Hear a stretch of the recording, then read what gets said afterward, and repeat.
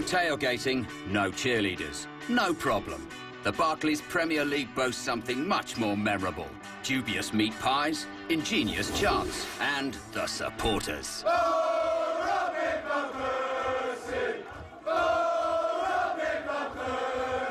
The pre-game experience is just as important as actually what happens inside the stadium. It's part of preparing you for the day, and basically it is a day. You have a 90-minute game, but the before and the after is just as much a part of it. If you're going to do the full English experience of a match day, you know, you have to get to the ground early.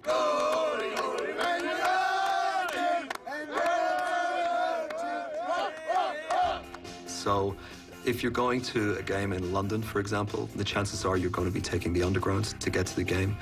You're going to be packed, it's going to be sweaty, it's probably not going to smell fantastic, but it kind of is part of the atmosphere, and it's going to be loud and raucous. You get out of the tube, you walk towards the stadium, the whole neighborhood is focused around the stadium, everybody's going there, you know, all along the route to the stadium. People are selling you things, fans are yelling at each other, fans are singing songs, fans are drinking beers. It's like a giant, crazy, all-male party.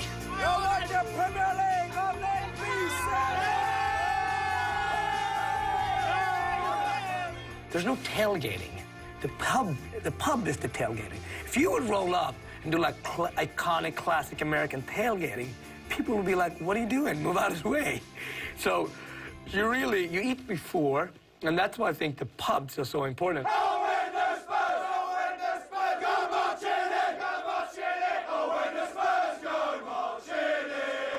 You're probably going to meet some friends, family, possibly in a pub near the ground. You're going to get a little pub lunch, have a couple of pints of beer, possibly, and go to the stadium. The atmosphere starts around the stadium. You've got sellers selling, you know, anything from hot dogs to fish and chips to jelly deals in East London. The concession stands at a Premier League match, it's a gamble.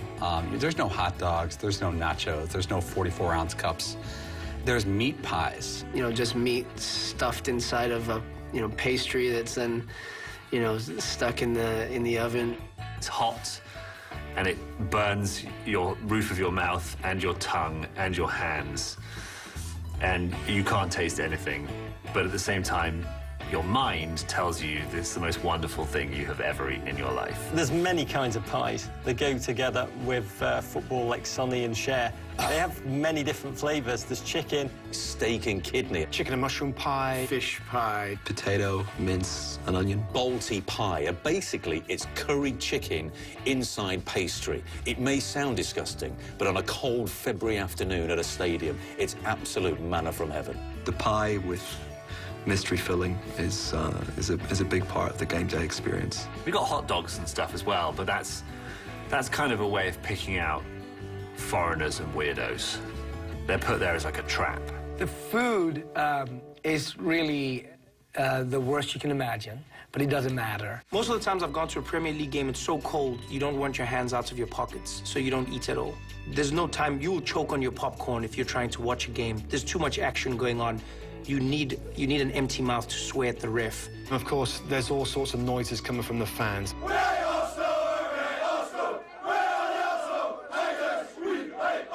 Someone will start a chant over to your right, and suddenly 10,000 people are joining in and singing it, and it's entirely spontaneous and often hilarious.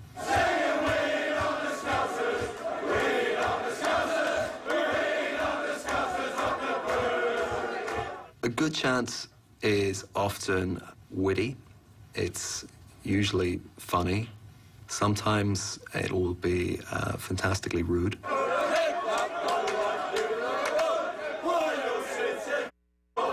It helps also if you pick up on a popular tune. A great example of that at the moment is the Luis Suarez song, the Depeche Mode, I Just Can't Get Enough. I just can't get enough. I just can't get enough.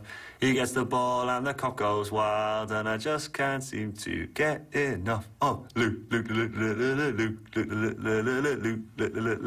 Luis Suarez. And repeat for 10 minutes.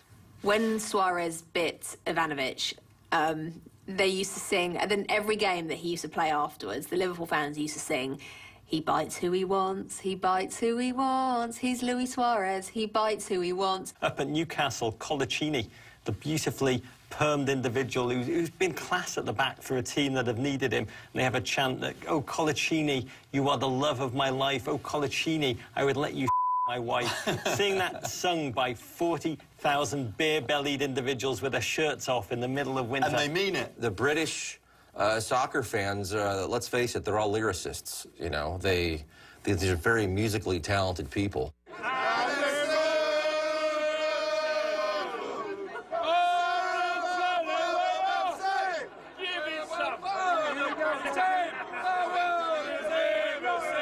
The ones that I really think are hilarious are the ones that are pretty, you know, obscene, and you know, the ones that we'll all get on the bus after and just die in laughter about, you know, what they said about one guy and what they said about this guy, and you know, they're mostly vile, that not suitable for children, you know. But I mean, I remember when I went to take a corner kick against Everton, and they started chanting about my highlights at the time and asked if a bird had pooped on my head, and you know, I remember laughing at that chant. They come up with some good ones, and I'm pretty basic, you know, they haven't really got one for me, so when you hear one for another player, you do hear it and you have a little giggle.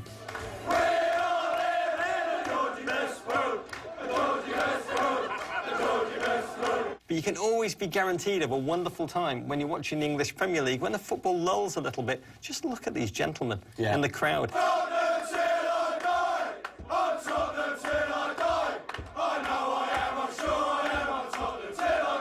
You can just stand there and laugh your head off at some of them. They make the afternoon special. They make football what it is.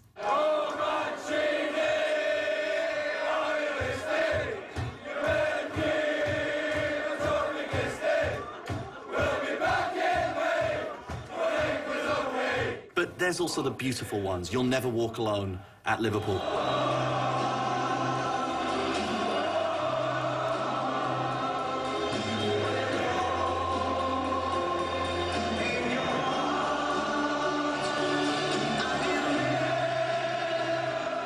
You'll Never Walk Alone is probably the one that can resonate with you regardless of who you support. I mean, it's just a special song, and the way they sing it, you can tell it's not superficial, it's coming from the heart. No group of supporters enjoys the game more than Liverpool supporters. Everything that Liverpudlians do is distinctly historical. The way they sing the song, it's almost a magical melody playing in the background. It's almost like James Cameron would play in an Avatar when they first get to another universe, another world. That's what Liverpool does. That's what their fans do. They create their world, a different atmosphere. It's something magical.